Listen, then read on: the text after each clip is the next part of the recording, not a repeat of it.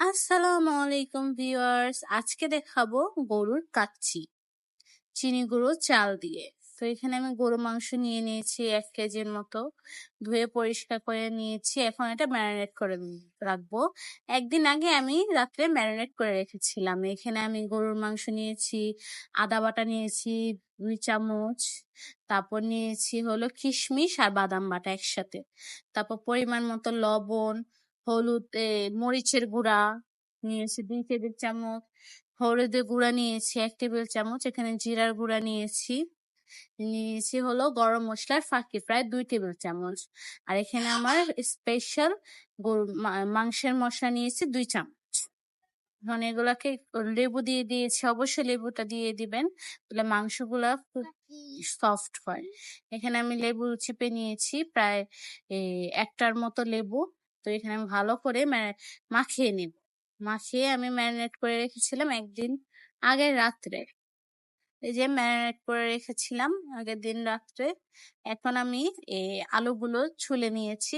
আলুগুলোর মধ্যে আমি দিয়ে দিয়েছিলাম লবণ আর ফুড কালার আর একটু অল্প পরিমাণ চিনি। এটা একটু ভেজে ভেজে ভাজা ভাজা করে নিব। এখন আমি চালের জন্য শাহি জিরা, 5টা এলাচ, 3টা দারচিনি, শাহি গোলমরিচ, লবঙ্গ এবং বড় এলাচ আর 2টা তেজপাতা। এখন পানির মধ্যে আমি অল্প পরিমাণ তেল দিয়ে দিয়েছিলাম, আর এই মশলাগুলো দিয়ে দিব। এখন আমি এখানে যেহেতু আমি 1.5 কেজির মতো চাল নিয়েছি, তো এখানে আমি প্রায় 4 থেকে 5 চামচ লবণ দিয়ে দিব। এখানে দেখেন চালগুলো কিন্তু আমি 15 মিনিটের মতো ভিজিয়ে রেখেছিলাম। এখন আমি গরম পানিতে চালগুলো দিয়ে দিব।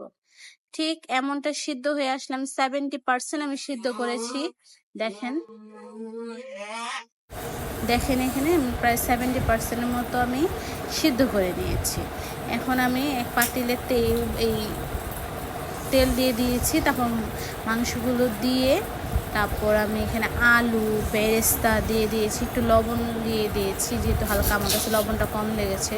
তারপর দিয়ে দিলাম অল্প একটু গরম মশলার ফাঁকি। এখন আমি দিয়ে দিব রাইসগুলো ভালো মতো দিয়ে দিচ্ছি, ভালো মতো ছড়িয়ে ছিটিয়ে দিব। এখানে আমি চামচ ব্যবহার করিনি, হাত দিয়ে করছি, তার জন্য সরি।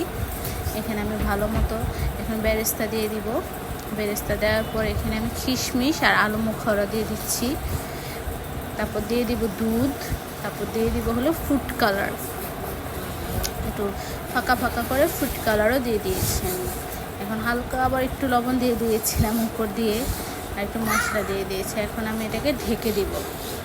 ঢেকে আমি আমার অল্প একটু চিনিও দেওয়া বাকি ছিল, আমি এটাও দিয়ে দিয়েছি। এখন আমি ঢেকে দিব, আর এরকম করে ময়দার গুঁড়ো করে নিয়েছি। এখন চারপাশে আমি আটকে নিব দমে বসানোর জন্য। অল্প আমি ফার্স্টে একটু ফ্লেমটা বাড়িয়ে 5 মিনিট দিয়ে, তারপর আমি ফ্লেমটা লো করে প্রায় আমি 1 ঘন্টার মতো দমে বসিয়েছিলাম। যেহেতু এটা গরুর মাংস, তাই আমি 1 ঘন্টার মতো আমি এটা দমে বসিয়েছিলাম। উপরে ভারী কিছু দিয়ে চাপা দিয়ে রেখেছিলাম প্রায়। তো দেখেন আমি এখন আমার কাচ্চি পাতিলটা খুলতেছি। দেখেন কত কালারফুল, কত সুন্দর, কত ইয়াম্মি হয়েছে। চিনি গুঁড়ো চাল দিয়ে গরুর মাংসের কাচ্চিও খুব মজা লাগে। আপনারা প্লিজ ট্রাই করবেন, ট্রাই করে আমাকে জানাবেন। আর আমার ভিডিও কোয়ালিটি যদি আপনার কাছে না ভালো লাগে অবশ্যই আমাকে বলবেন। দেখেন আমি কাচ্চিগুলো বেড়ে দেখেন কত সফট হয়েছে। মাংসের পিসগুলো গরম, আমি ধরতে পারছিলাম না। দেখেন কি ইয়াম্মি। সাবস্ক্রাইব করে দিয়েন আমার চ্যানেলটা।